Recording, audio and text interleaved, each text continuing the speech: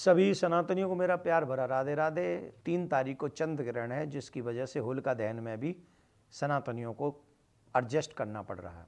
तो चंद्र ग्रहण प्रारंभ हो रहा है दोपहर में 3:20 से शाम को 6:47 तक इसका पूरा टाइमिंग रहेगा। और यहाँ पर एक और बात है, 9 घंटे पहले सूतक लग जाएंगे, और अगर इसमें 9 घंटे पहले सूतक लग गए हैं, सुबह 6:20 से ये सूतक प्रारंभ हो जाएंगे। तो जिन माता बहनों को प्रसाद बनाना है या घर वालों को भोजन बनाना है, सूतक काल से पहले ही व्यवस्था करनी पड़ेगी। यहाँ हम बता दें कि बच्चों को, बुजुर्गों को और बीमार लोगों को इसमें छूट है, लेकिन उनके लिए भी एक व्यवस्था करनी चाहिए कि भोजन 6:20 से पहले बन जाए और उसमें कुसा डाल दिया जाए। कुसा डाल दिया जाए, फिर वो बच्चे कभी भी उस भोजन को लें तो वो सूतक का असर उस भोजन पे नहीं होगा। ये तो मैंने बता दिया एक सरल सा बात जो आपके यूज़ में आएगी, पर ग्रहण के समय ये याद रखना चाहिए। अब दूसरा प्रश्न ये उठता है कि हमने कहा 3:20 से ये ग्रहण शुरू हो रहा है, तो 3 बजे कौन सा चंद्रमा निकलेगा?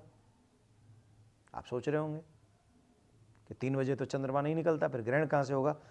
तो स्थिति यह है कि जहां से ये चंद्र ग्रहण प्रारंभ हो रहा है वहां रात्रि है, और जब हमारे यहां चंद्र निकलेगा तो ऑलरेडी उस ग्रहण से, उस राहु के प्रहार से ग्रसित होगा और हमें पूर्ण ग्रहण वाले चंद्रमा का ही दर्शन होगा, मतलब उतरते हुए चंद्रमा का ग्रहण का दर्शन होगा।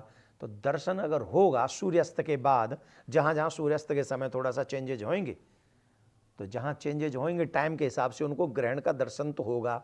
इसका मतलब जहां दर्शन होगा वहां सूतक भी मान्य होंगे, पूरा काल मान्य होगा। तो इसका मतलब है चाहे 3 बजे हमारे यहाँ दिखे न दिखे, पर ग्रहण का असर तो हम लोगों को अंत में दर्शन हो रहा है, तो ये बात मान्य हो जाएगी। तो चंद्र ग्रहण के समय या सूर्य ग्रहण के समय विशेष बातों का ध्यान रखना चाहिए, और वो बातें ये, गर्भवती माताओं को अपना ध्यान रखना चाहिए, चाकू इत्यादि नहीं चलाना चाहिए, जो भोजन या अथवा कई चीज़ें ऐसी हैं जो नहीं करनी चाहिए, ब्रह्मचर्य का पालन करना चाहिए।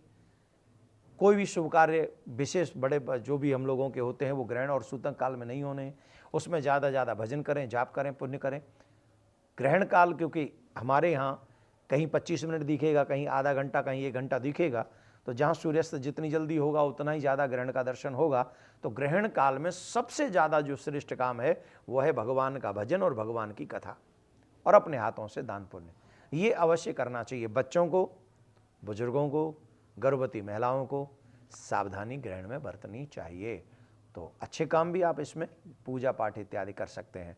तो ग्रहण का ध्यान रखें। आप सभी के लिए प्रियाकांजू मंगलमय ये ग्रहण हो, कोई अशुभ कार्य आपके जीवन में ना हो, ऐसी प्रार्थना हम प्रियाकांजू से करते हैं। राधे राधे।